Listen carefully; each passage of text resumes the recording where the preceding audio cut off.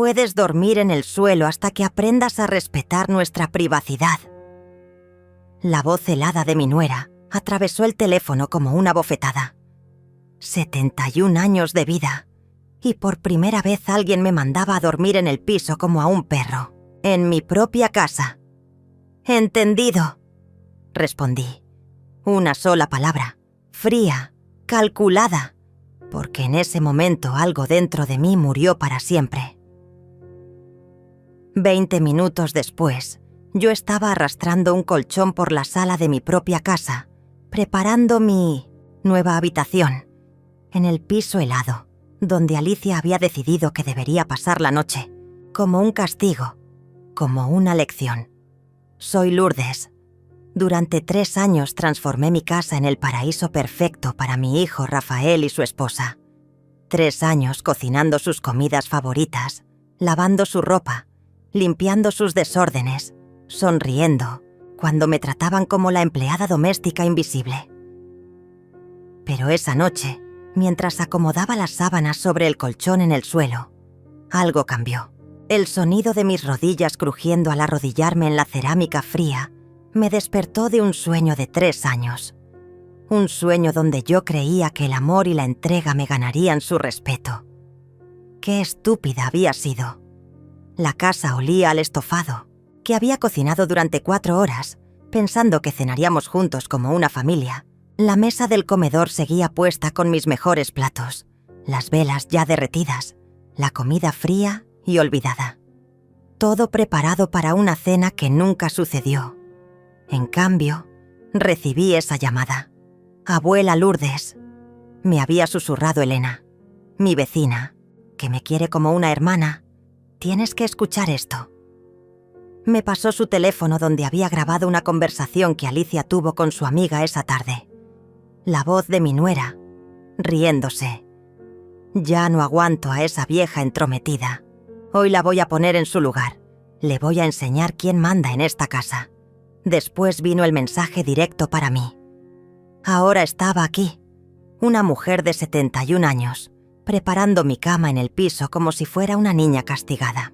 Mis manos temblaban mientras extendía la manta, no de frío, sino de una rabia que había estado creciendo en silencio durante 1000 días. 3 años atrás, cuando Rafael me pidió que los dejara vivir conmigo, temporalmente, yo había vaciado mi habitación principal para dársela a ellos. Había convertido el pequeño cuarto de costura en mi nuevo dormitorio, diciéndome que era temporal, que pronto tendrían su propio lugar. «Es solo hasta que juntemos para el enganche de nuestro departamento, mamá», me había dicho Rafael con esa sonrisa que derretía mi corazón desde que era un bebé. Pero los meses se convirtieron en años y mi temporal se volvió permanente. Y yo, como una tonta, seguí cocinando, limpiando, pagando las cuentas de luz que se duplicaron, comprando la comida que ellos consumían sin siquiera un gracias. Alicia nunca trabajó. Se levantaba al mediodía, desayunaba lo que yo preparaba, dejaba sus platos sucios en el fregadero y se iba con sus amigas. Regresaba en la noche esperando que la cena estuviera lista, que su ropa estuviera lavada, que la casa estuviera impecable. Yo, como una estúpida, lo hacía todo con una sonrisa. «Mamá, es que Alicia está buscando trabajo», me decía Rafael cada vez que yo insinuaba que quizás ella podría ayudar un poco en la casa. «Mamá, es que Alicia viene de una familia diferente. No está acostumbrada a estas cosas. Mamá, es que Alicia está estresada. Siempre era culpa mía no entender, no ser lo suficientemente paciente, no ser lo suficientemente moderna». Pero esa noche, acostada en el colchón del suelo, mirando el techo de la sala que había pintado con tanto amor cuando pensé que sería nuestro hogar familiar, finalmente entendí la verdad. No era una madre amorosa, era una estúpida. No era una suegra comprensiva, era una sirvienta gratuita. No era parte de la familia, era el obstáculo que había que eliminar. Y esa comprensión, dolorosa como un cuchillo en el pecho, fue también mi liberación. Por primera vez en 3 años, esa noche dormí profundamente. Desperté a las 5 de la mañana con el cuerpo adolorido y el alma rota. Mis huesos crujían después de una noche en el suelo. Pero por primera vez en 3 años, mi mente estaba completamente clara. Me levanté en silencio, doblé las sábanas y guardé el colchón en el armario como si nada hubiera pasado. Como siempre, preparé el desayuno. Huevos revueltos para Rafael, tostadas con mermelada para Alicia, café recién molido que llenaba la cocina con su aroma familiar. Mis manos se movían automáticamente mientras mi cabeza procesaba lo que había vivido la noche anterior. «Buenos días, mamá», murmuró Rafael bajando las escaleras con el cabello despeinado. Se sentó en su lugar de siempre, tomó el tenedor y comenzó a comer sin siquiera mirarme. Como si fuera normal que su madre de 71 años hubiera dormido en el piso por orden de su esposa. Alicia apareció 20 minutos después, con una bata de seda rosa que yo había lavado y planchado la semana anterior. Se sirvió café, tomó una tostada y revisó su teléfono mientras desayunaba. No me dirigió ni una mirada.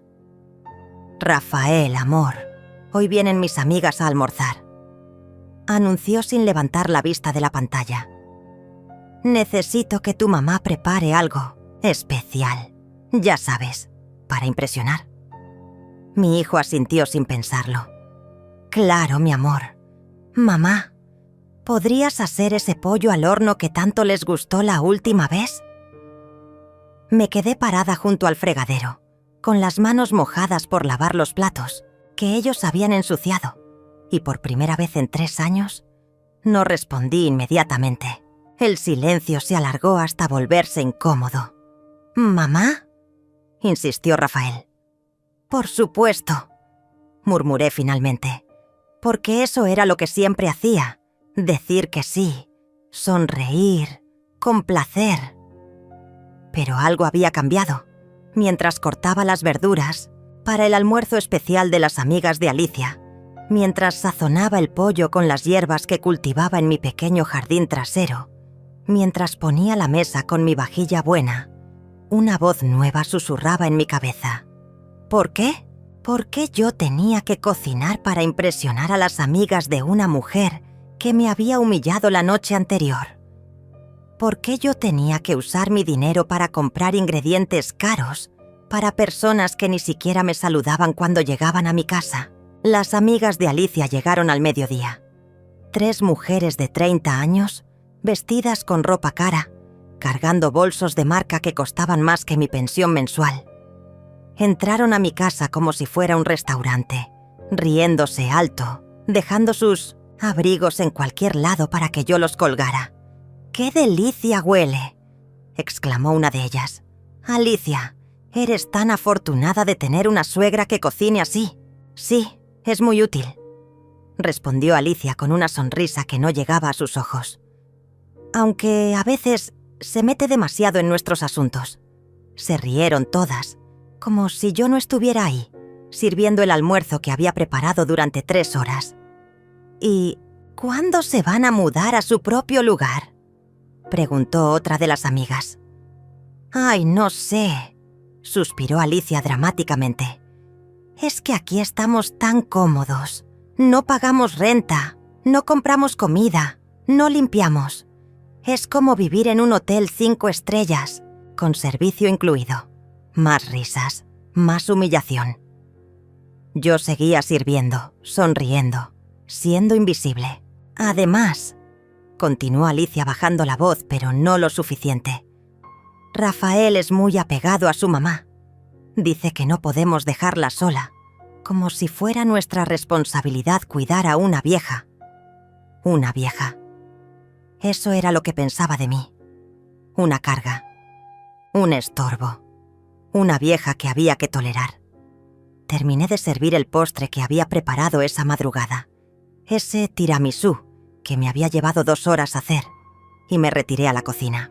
Desde ahí podía escuchar sus conversaciones, sus risas, sus comentarios despectivos sobre la suegra que no entiende límites. Lavé los platos en silencio, Guardé los ingredientes que habían sobrado. Limpié la cocina hasta que brilló. Todo automático, todo mecánico. Mientras mi mente procesaba cada palabra que había escuchado. Cuando se fueron, Alicia no me dio las gracias. Rafael tampoco. Simplemente desaparecieron en su habitación, mi antigua habitación, y me dejaron sola limpiando los restos de un almuerzo donde había sido el tema de burla. Esa noche, mientras preparaba la cena, Alicia volvió a bajar a la cocina. Se recargó en la barra y me miró con esa sonrisa falsa que había perfeccionado. «Lourdes», me dijo con voz melosa. «Espero que hayas entendido el mensaje de ayer. No es personal, pero Rafael y yo necesitamos nuestro espacio. Como pareja joven, ¿entiendes?» Asentí sin dejar de revolver la sopa que se cocía en la estufa. «Bien», continuó. «Y otra cosa, mis amigas van a venir más seguido. Necesito que la casa esté siempre impecable, ¿sí? No queremos que piensen que vivimos modestamente. Modestamente. En mi propia casa. Con mi dinero. Con mi trabajo». «Entendido», volví a decir. Esa palabra que se había vuelto mi refugio. Mi armadura. Pero por dentro, algo rugía. El punto de ruptura llegó 3 semanas después, en una mañana que comenzó como cualquier otra. Yo estaba en la cocina preparando el desayuno cuando escuché a Alicia hablando por teléfono en la sala. Su voz, alta y despreocupada, atravesaba las paredes como si fuera dueña del mundo. «No, mamá, no gastes dinero en hotel. Quédate aquí cuando vengas a visitarme», decía riéndose. «Total, la suegra puede dormir en el sofá unos días. No le va a pasar nada». Me quedé paralizada con la sartén en la mano. ¿El sofá? Después de haberme hecho dormir en el piso, ¿ahora quería que durmiera en el sofá para que su madre pudiera usar mi cuarto de costura? Sí, mamá. Ya sabes cómo son las viejas. Se acostumbran a cualquier cosa, continuó Alicia. Además, así me ayuda más en la casa. Cuando uno tiene servicio doméstico gratis, hay que aprovecharlo al máximo. Servicio doméstico gratis. Eso era lo que yo era para ella. Claro que Rafael está de acuerdo, mintió descaradamente.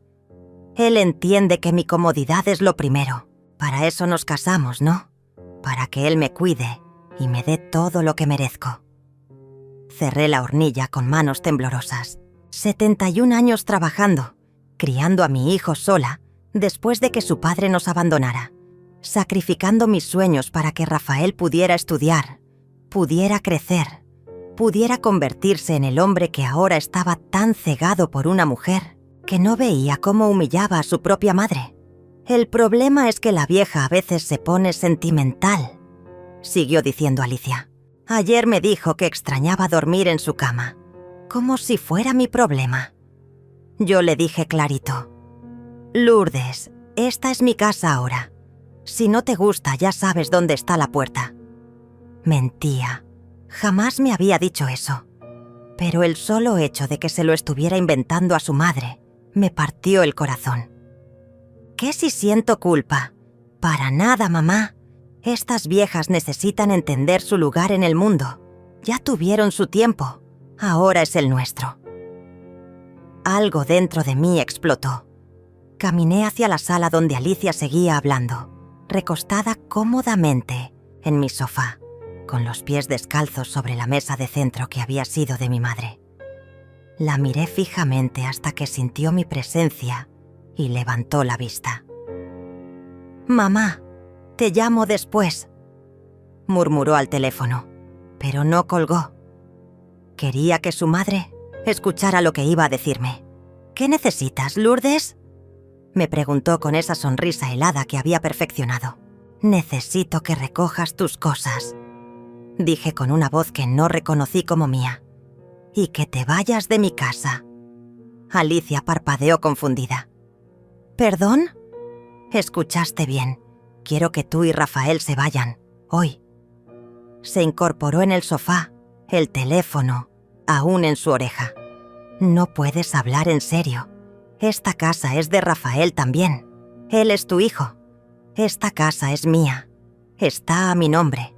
Yo pago los impuestos. Yo pago los servicios. Y ya no quiero que vivan aquí. Por primera vez en 3 años, vi miedo en los ojos de Alicia. Miedo real. «Rafael», gritó hacia las escaleras. «Ven acá». Tu madre se volvió loca. Mi hijo bajó corriendo con la camisa a medio abotonar. «¿Qué pasa?» «Tu madre nos está corriendo de la casa», sollozó Alicia, cambiando instantáneamente a modo víctima. No sé qué le hice mal.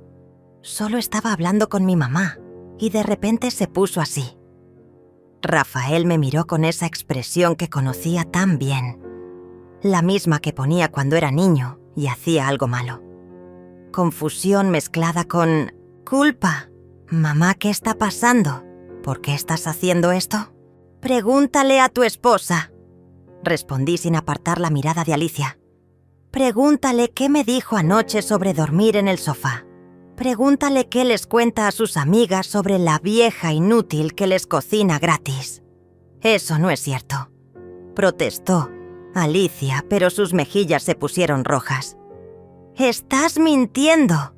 Estás inventando cosas porque estás celosa de que Rafael me ame más a mí que a ti. Mamá, por favor», me suplicó Rafael. Seguramente hubo un malentendido. Alicia no haría... ¿No haría qué, Rafael? Lo interrumpí. ¿No me mandaría a dormir en el piso como a un perro? ¿No me llamaría servicio doméstico gratis? ¿No se burlaría de mí con sus amigas en mi propia casa? Rafael se quedó callado. En sus ojos vi el momento exacto en que se dio cuenta de que yo estaba diciendo la verdad. Pero también vi algo más. Algo que me rompió el corazón para siempre. Vi que no le importaba. «Mamá», susurró, «tal vez estás exagerando un poco. Alicia es joven. A veces dice cosas sin pensar. Pero tú sabes que te queremos aquí». Me querían ahí, como la empleada doméstica que trabajaba gratis, como la anciana que se ocupaba de todos los problemas para que ellos pudieran vivir como reyes. Caminé hacia la puerta y la abrí de par en par. «Fuera», dije. «Los dos, ahora». «No puedes hacer esto», gritó Alicia. «No tienes derecho». Sonreí por primera vez en semanas. Tengo todos los derechos del mundo. Esta es mi casa. «Mamá, no puedes hablar en serio», gritó Rafael. Pero por primera vez en 3 años, yo estaba completamente seria. «¿Dónde vamos a ir? No tenemos dinero ahorrado». «Ese no es mi problema», respondí con una calma que me sorprendió a mí misma. Tenían 3 años para ahorrar. 3 años viviendo gratis, comiendo gratis, sin pagar ni una cuenta. ¿En qué gastaron su dinero? Alicia se puso de pie como una fiera. «Tú nos dijiste que podíamos quedarnos. Nos hiciste creer que esta era nuestra casa también. Era un favor temporal. Ustedes lo convirtieron en permanente sin preguntarme. Pero somos familia», sollozó Alicia, y por primera vez sus lágrimas parecían reales. «Yo pensé que me querías como a una hija». Me reí. Una risa amarga que salió desde lo más profundo de mi alma rota. ¿Como a una hija? Las hijas ayudan a sus madres. Las hijas agradecen los sacrificios. Las hijas no mandan a sus madres a dormir en el piso. «Fue un malentendido», gritó desesperada. Yo estaba enojada porque... ¿Por qué, Alicia? ¿Porque respiré en tu presencia? ¿Porque existí en mi propia casa? Rafael se acercó a mí con los ojos suplicantes. «Mamá, por favor, dame una semana para encontrar algo. Una semana nada más». «No». «¿Mamá?» Dije que no, Rafael. Se van hoy. Ahora. «Pero es sábado». No podemos encontrar departamento en sábado. Pudieron encontrar tiempo para humillarme en sábado. Pudieron encontrar tiempo para burlarse de mí en sábado. Ahora pueden encontrar un lugar donde dormir en sábado. Alicia corrió hacia las escaleras. «Voy a empacar, pero esto no se va a quedar así. No tienes derecho a tratarnos así». «Alicia», le grité antes de que subiera. Se volteó con el rostro desfigurado por la rabia.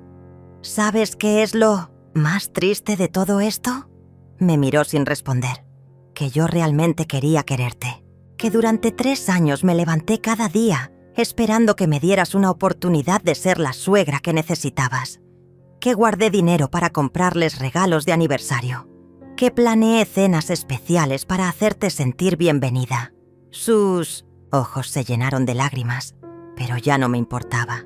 Que cuando estabas enferma el año pasado, me quedé despierta toda la noche cuidándote. Que cuando tu madre te gritó por teléfono, yo fui quien te consoló. Que cuando Rafael trabajaba hasta tarde, yo era quien te hacía compañía para que no te sintieras sola. «Lourdes», susurró. Pero nada de eso importó, ¿verdad? Porque para ti, yo siempre fui solo la vieja estúpida que podías usar y descartar cuando se te antojara. Se quedó callada, porque sabía que era verdad. 2 horas después, sus maletas estaban en la entrada. Alicia lloraba en el sofá mientras Rafael cargaba las bolsas al auto. La casa se sentía extraña, como si acabara de despertar de una pesadilla muy larga.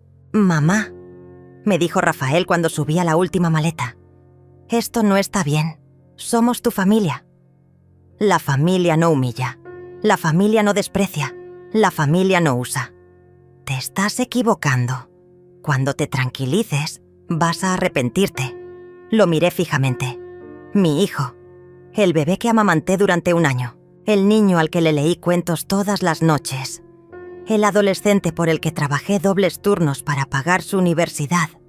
Rafael, le dije suavemente. Lo único de lo que me arrepiento es de haber tardado 3 años en darme cuenta de que ya no eres el hijo que crié. Se quedó callado. Por un momento creí ver al niño que había sido, pero la ilusión se desvaneció cuando Alicia lo llamó desde el auto. «Rafael, vámonos. No tenemos por qué aguantar esto». Mi hijo me miró, una última vez. «Cuando cambies de opinión ya sabes dónde encontrarnos». «No voy a cambiar de opinión». Se subió al auto sin despedirse. Alicia me fulminó con la mirada desde la ventanilla del pasajero, pero ya no me afectaba. Había perdido todo su poder sobre mí. Los vi alejarse desde la puerta de mi casa. Su auto desapareció en la esquina, y por primera vez en 3 años, el silencio que quedó no me asustó. Me dolió, me destrozó, pero no me asustó. Cerré la puerta y me recargué contra ella. La casa olía diferente. Olía a libertad. Caminé hacia la cocina y por primera vez en 1000 días no había platos sucios esperándome. No había ropa que lavar. No había cenas que preparar para personas que no me agradecían. Subí las escaleras hacia mi antigua habitación. Su habitación. La puerta estaba abierta. Habían dejado algunas cosas. Una revista en el buró, un calcetín bajo la cama, una botella de perfume en el tocador. Me senté en la cama que había sido mía y que ahora podía volver a ser mía. Las sábanas olían a ellos, pero eso se podía cambiar. Todo se podía cambiar.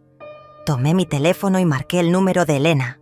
«Abuela Lourdes», me contestó con su voz cariñosa. «¿Cómo estás, querida?» «Elena», le dije. Y por primera vez, mi voz no tembló. «¿Podrías venir? Necesito que me ayudes a cambiar las sábanas».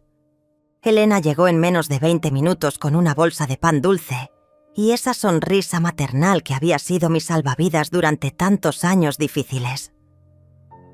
Cuando abrí la puerta, no me preguntó nada.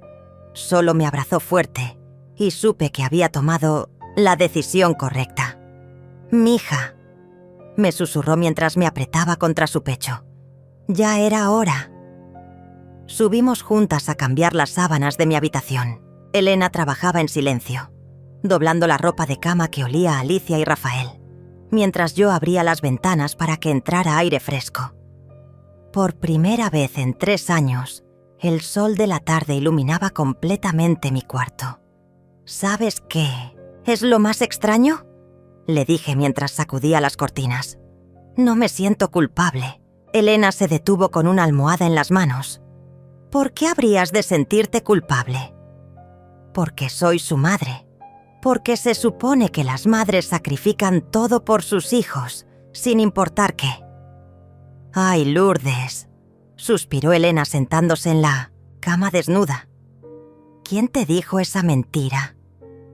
«Toda la vida. Mi madre me lo decía. La sociedad me lo dice. Hasta yo me lo decía». «Pues te mintieron, mija.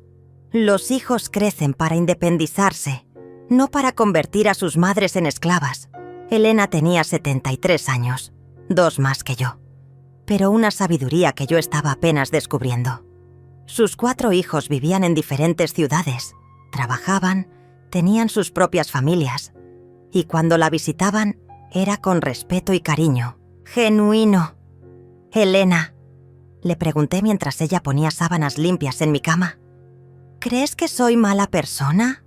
Se rió, una risa limpia que llenó la habitación de luz. «Lourdes, querida, eres la persona más generosa que conozco. Demasiado generosa. Ese fue siempre tu problema». «¿Demasiado generosa?». «Sí, mija. Hay una diferencia entre dar amor y dejar que te pisoteen. Tú nunca aprendiste esa diferencia». Esa noche, Elena se quedó a cenar conmigo.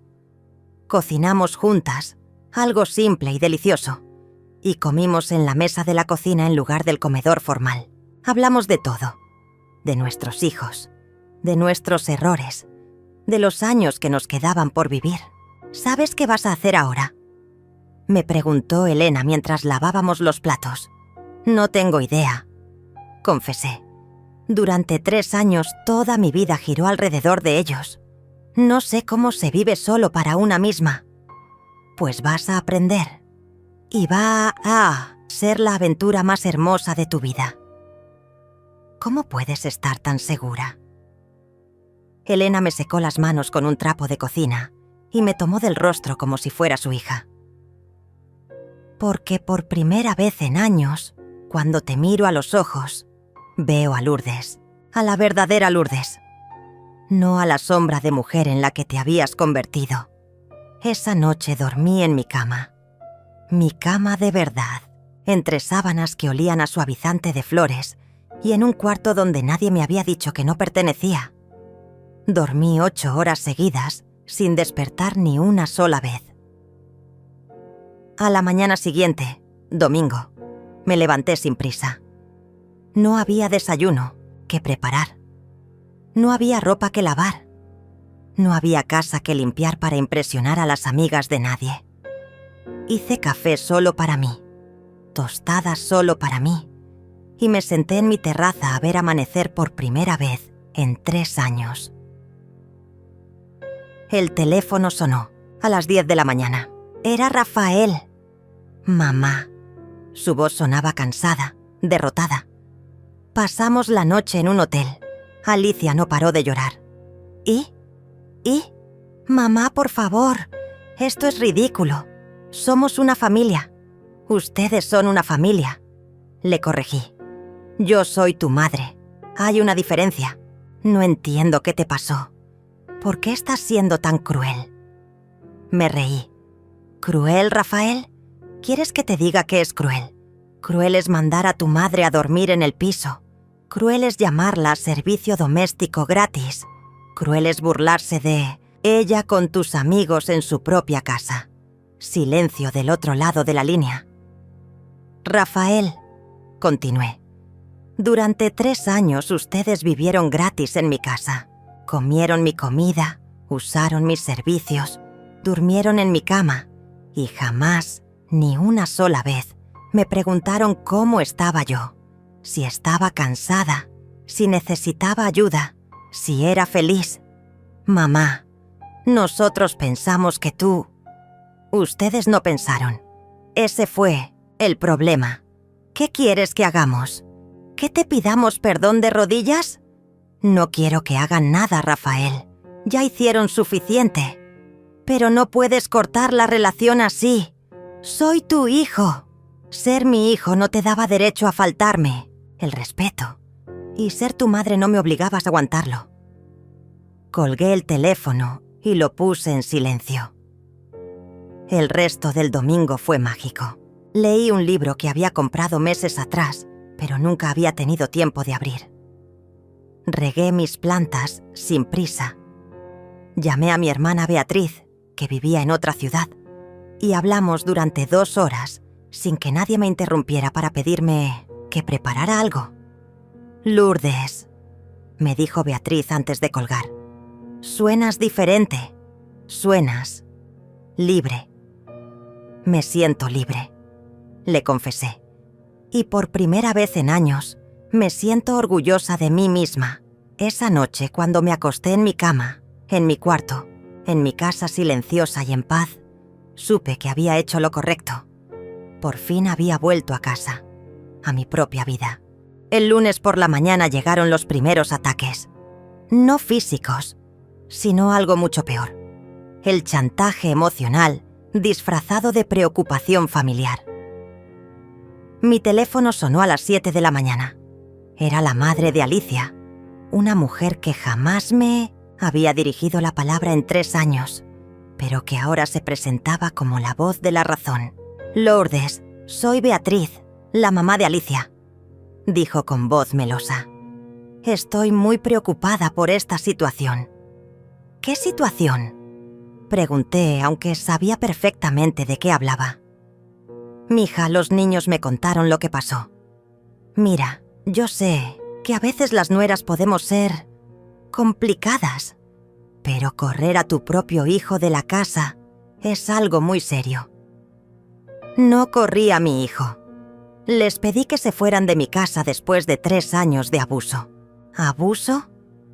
Ay, Lourdes, no exageres. Son niños, están aprendiendo. Alicia me cuenta que siempre te ha tratado con mucho respeto. Me reí sin ganas. ¿Respeto? ¿Mandarme a dormir en el piso es respeto? Estoy segura de que fue un malentendido. Alicia está destrozada, Lourdes. No ha parado de llorar desde ayer. ¡Qué lástima! Se hizo un silencio incómodo. Beatriz había esperado que yo cediera inmediatamente ante las lágrimas de su hija. «Lourdes», continuó con voz más firme, «no puedes ser tan cruel. Piensa en tu nieto». «¿Qué nieto?» «El que van a tener. Alicia está embarazada». Se me heló la sangre. ¿Qué? Apenas se enteró ayer en la noche. Por eso están tan desesperados.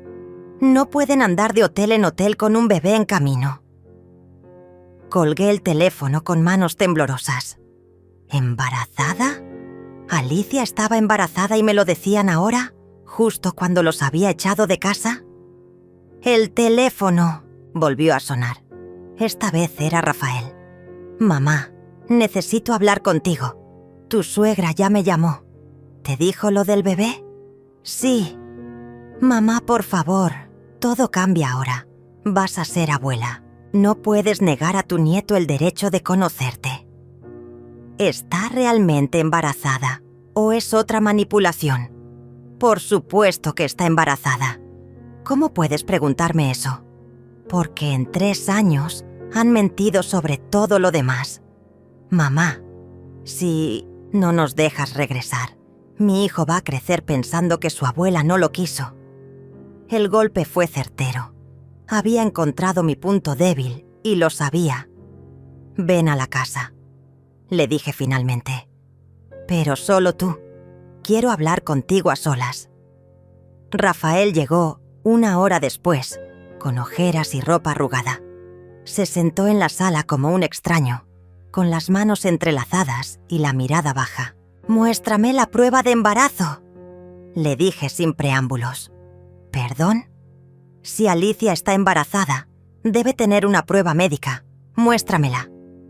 Mamá, ¿en serio no me crees? ¿En serio no les creo? Se acabó el tiempo de la confianza ciega.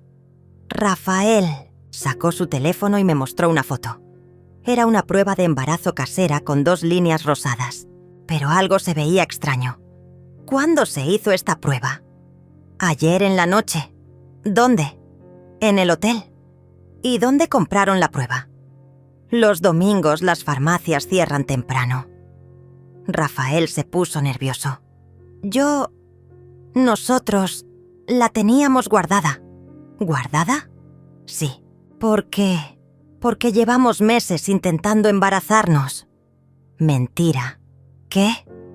Es mentira, Rafael. Si llevaran meses intentando embarazarse, Alicia habría dejado de tomar anticonceptivos. Y yo sé que sigue tomándolos, porque yo era quien recogía sus medicinas en la farmacia.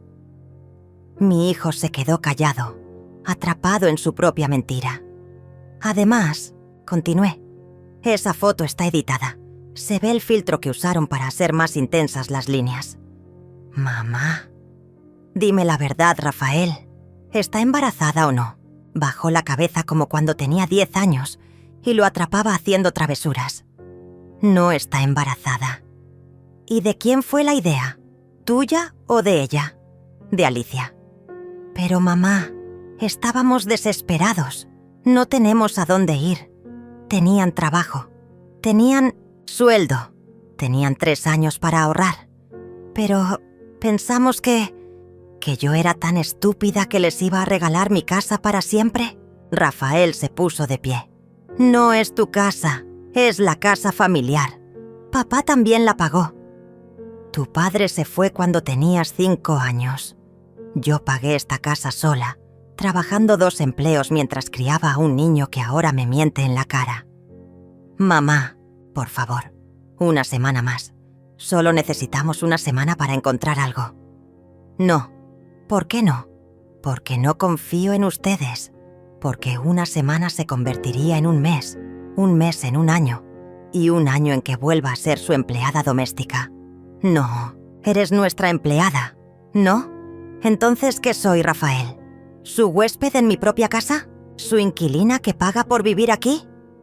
No tenía respuesta. Vete, le dije cansada. Y no vuelvas hasta que entiendas que ser mi hijo no te da derecho a faltarme el respeto. Mamá, si me voy ahora, tal vez no regrese nunca. Lo miré fijamente. Tal vez eso sea lo mejor para los dos. Rafael se fue dando un portazo. Pero esta vez, el sonido no me asustó. Era el sonido de una puerta cerrándose definitivamente sobre una etapa de mi vida que había durado demasiado. Esa tarde, Elena vino a tomar café y me encontró tranquila. ¿Cómo estás después de todo esto?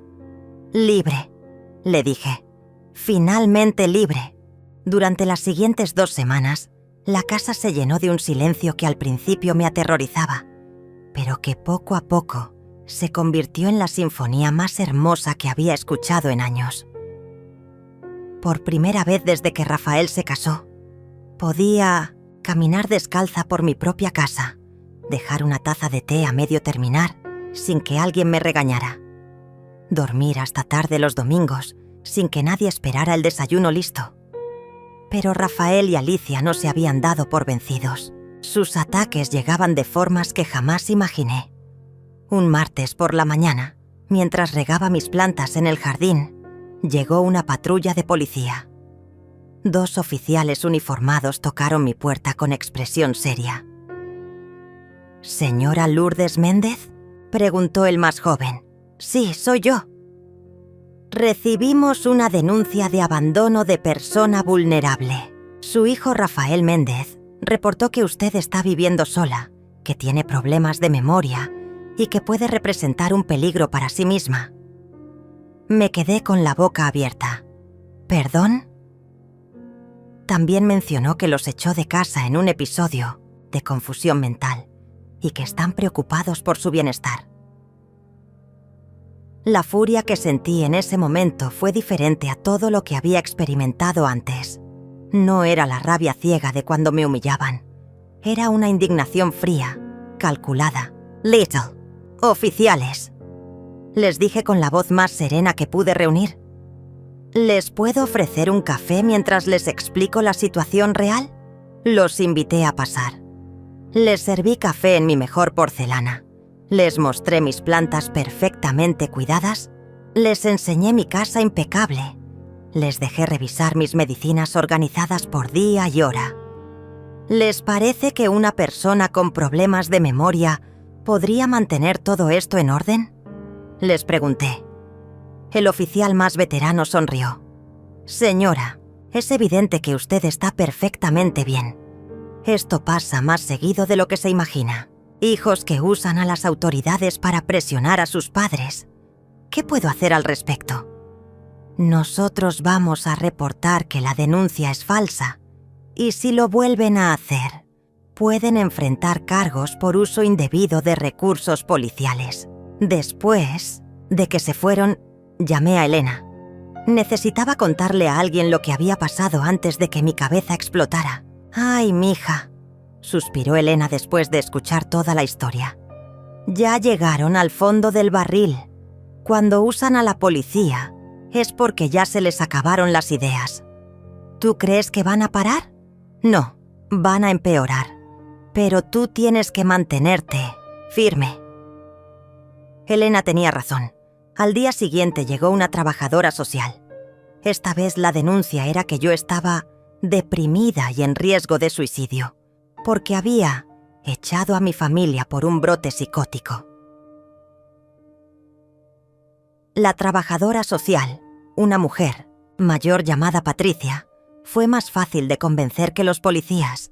Después de una hora de conversación, quedó claro que yo no solo estaba mentalmente estable, sino que había tomado la decisión más saludable de mi vida.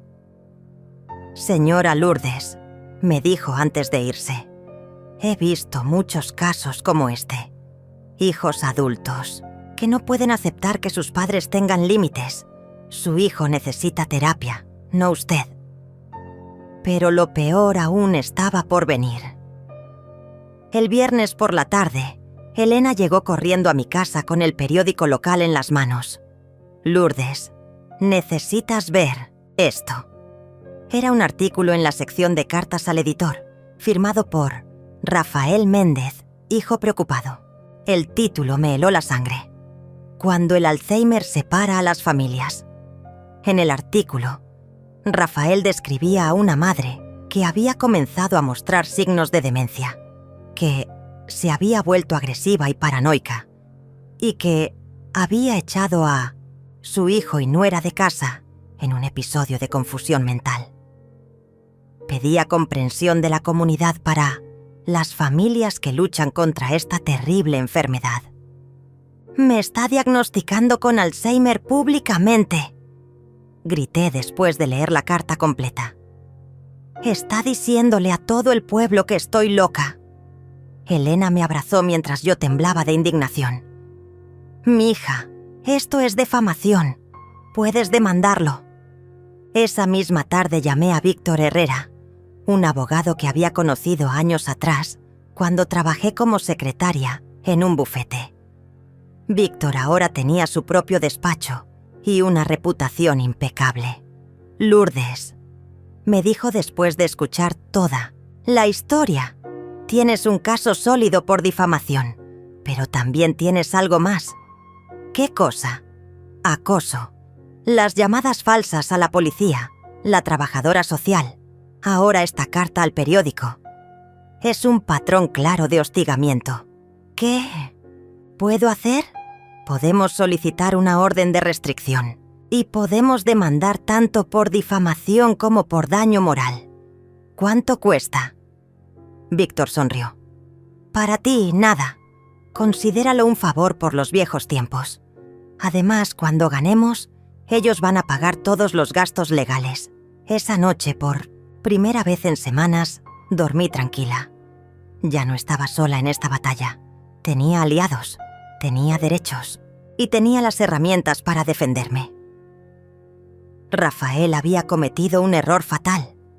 Al llevar nuestra disputa familiar al terreno legal, había abierto una puerta que ya no podría cerrar. El sábado por la mañana, mientras desayunaba en mi terraza y leía las noticias en mi teléfono, sonreí por primera vez en días. En la sección de noticias locales había un pequeño artículo sobre una demanda por difamación que se había presentado el día anterior. No mencionaba nombres, pero yo sabía que se refería a mi caso. La guerra había comenzado oficialmente, pero esta vez yo tenía las mejores armas. La citación judicial llegó a casa de Rafael y Alicia un martes por la mañana. Víctor me había dicho que recibirían 3 documentos: la demanda por difamación, la solicitud de orden de restricción y una notificación de que tenían 72 horas para retractarse públicamente de las declaraciones falsas sobre mi salud mental. No tuve que esperar mucho para ver los resultados. A las 2 de la tarde, mi teléfono sonó. Era Rafael, pero su voz sonaba completamente diferente. Ya no era el tono arrogante de las últimas semanas, era pánico puro. «Mamá, ¿qué es esto? ¿Nos estás demandando?» «Sí», respondí con una calma que me sorprendió a mí misma. «Pero somos familia. No puedes llevarnos a los tribunales. Ustedes me llevaron primero cuando llamaron a la policía con denuncias falsas. Eso fue diferente. Estábamos preocupados». ¿Preocupados? ¿O vengándose porque no pueden usar mi casa? ¿Gratis para siempre? Silencio del otro lado de la línea. «Rafael», continué, «tuviste la oportunidad de resolver esto como adultos civilizados. En lugar de eso, decidiste difamarme públicamente y usar a las autoridades para acosarme. Mamá, por favor, retira la demanda y hablamos». «No. El abogado dice que podemos ir a la cárcel». Deberían haber pensado en eso antes de mentir sobre mí en el periódico. Fue solo una carta. ¿No pensaste que las mentiras tienen consecuencias? ¿No pensaste que acusar falsamente a alguien de demencia es un delito? Rafael se puso a llorar al teléfono. Por primera vez en meses, escuché al niño que había sido, asustado y arrepentido. Pero ya era demasiado tarde para las lágrimas. «¿Qué quieres que hagamos?», sollozó. «Quiero que publiquen una retractación completa en el mismo periódico. Quiero que admitan que mentieron sobre mi salud mental. Y quiero que me dejen en paz para siempre». «¿Y si hacemos eso, retirarás la demanda?» «No». «¿Por qué no?» «Porque el daño ya está hecho, Rafael. Medio pueblo piensa que tengo Alzheimer por tu culpa. Mis vecinos me miran diferente. La señora del mercado me habla como si fuera una inválida mental. Era verdad. Desde que salió la carta en el periódico, había notado los cambios. Las miradas de lástima, las conversaciones que se detenían cuando yo llegaba, la forma en que algunos conocidos me hablaban muy lento y muy alto, como si no pudiera entenderlos. «Mamá, te juro que no quise que pasara esto». «¿No? Entonces, ¿qué querías que pasara cuando escribiste esa carta?» Silencio otra vez. «Querías que la gente me viera como una pobre anciana loca que había perdido la razón». Continué. «Querías generar lástima para que alguien me convenciera de dejarlos regresar. Yo solo necesitaba ayuda. Pues conseguiste todo lo contrario». Colgué el teléfono y llamé inmediatamente a Víctor. «¿Cómo te sientes?», me preguntó mi abogado. «Poderosa», respondí. «Por primera vez en años me siento poderosa. Bien, porque mañana es la audiencia preliminar y necesitas estar fuerte». La audiencia fue un espectáculo que jamás olvidaré. Rafael y Alicia llegaron con un abogado de oficio que claramente no había preparado bien el caso. Se sentaron en la parte de atrás de la sala, ella llorando dramáticamente, él con la cabeza baja. Víctor presentó toda la evidencia meticulosamente. Las grabaciones de las llamadas falsas a la policía, los reportes de los oficiales confirmando que las denuncias eran infundadas, copias de la carta difamatoria en el periódico, testimonios de Elena y otros vecinos sobre mi estado mental completamente normal. El juez, un hombre mayor de unos 60 años, revisó todo con expresión seria. «Señor Méndez», le dijo finalmente a Rafael, «¿es cierto que usted llamó a la policía reportando que su madre tenía problemas de memoria?» «Sí, su señoría, pero...» «¿Y es cierto que cuando los oficiales la evaluaron, no encontraron ningún signo de deterioro mental?» «Sí, pero nosotros pensamos...» «¿Y es cierto que después escribió una carta pública afirmando que su madre sufre de Alzheimer sin tener ningún diagnóstico médico que lo respalde?» Rafael se quedó callado. «Su señoría», intervino el abogado de oficio, «mi cliente estaba actuando de buena fe, preocupado por el bienestar de su madre». El juez lo miró con incredulidad. ¿Buena fe? ¿Difamar públicamente a una persona es actuar de buena fe? Víctor se puso de pie. «Su señoría, solicitamos que se ordene la retractación pública inmediata, el pago de daños y perjuicios y una orden de restricción permanente». «Concedido», dijo el juez sin dudar. «El señor Méndez y la señora Alicia tienen 48 horas para publicar una retractación completa en el mismo periódico. Además, pagarán daños y perjuicios por la cantidad de 50.000 pesos, más costos legales. 50.000 pesos. Era más dinero del que había visto junto en años.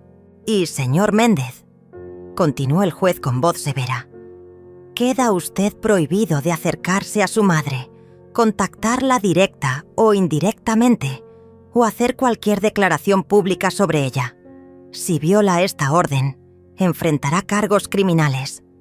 Rafael se desplomó en su silla. Alicia gimió como si hubiera recibido una puñalada. Pero yo me sentí como si acabara de quitarme una carga de 100 kilos de los hombros. Cuando salimos del juzgado, Víctor me abrazó. «Lourdes, acabas de ganar más que una demanda. Acabas de recuperar tu dignidad». Tenía razón. Por primera vez en años, alguien había escuchado mi versión de la historia y había decidido que yo tenía razón. Esa noche celebré sola en mi casa, con una copa de vino y la certeza de que había peleado la batalla más importante de mi vida. Y la había ganado. La retractación se publicó en el periódico local ese viernes. Era una disculpa pública completa, donde Rafael admitía que había mentido sobre mi salud mental, que jamás había sido diagnosticada con ninguna forma de demencia, y que sus declaraciones habían sido producto de un conflicto familiar mal manejado. Pedía disculpas a la comunidad por la información falsa y a mí por el daño causado. Pero más que la disculpa pública, lo que realmente cambió mi vida fue lo que pasó después.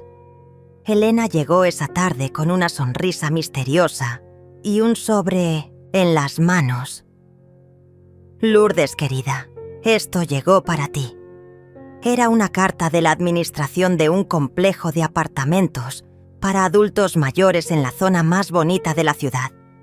Habían leído sobre mi caso en el periódico y querían ofrecerme un trabajo como administradora de actividades sociales. ¿Un trabajo?, pregunté incrédula. ¿A los 71 años? Leí la carta completa, insistió Elena con los ojos brillantes. La propuesta era increíble. No solo era un trabajo de medio tiempo organizando eventos y actividades para la comunidad de jubilados, sino que incluía un hermoso apartamento amueblado como parte del paquete de compensación. Dice aquí que buscaban a alguien con experiencia en organización familiar y manejo de situaciones difíciles. Leí en voz alta. Que mi caso demostró exactamente el tipo de carácter y determinación que necesitan. ¿Vas a aceptar?, me preguntó Elena. La decisión debería haber sido difícil.